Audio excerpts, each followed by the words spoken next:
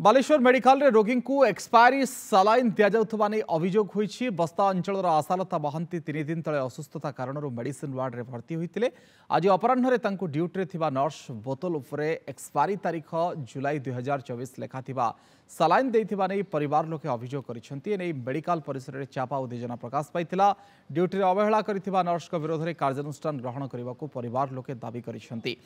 Saline expire होई जाइथिबा duty रे थिबा डाक्टर स्वीकार करिसेंती। झाड़ा होता देखिए पेट बथा 3 दिन है आसनी सालाइन गुड़ाक गोटे डेथ चल मत देदे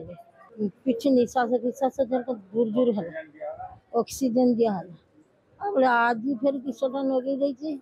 से रकम कहीं किसी खाली देहटा झिमझिम डाकुची से डेथ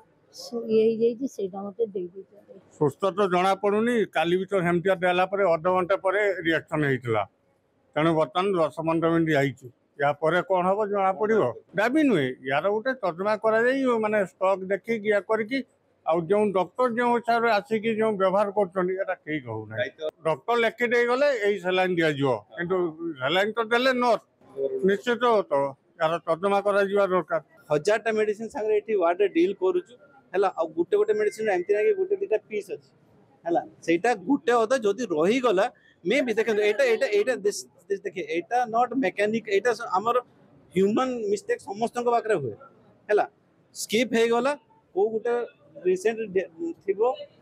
एक्सपायरी डेट सेटा स्किप हे जेची सेटा आई एक्सेप्ट कि हां एक्सपायर हे जेची आमे देखि कि न लगेलु किंतु पेशेंट को किछि साइड इफेक्ट हेबो नै सही हिसाब रे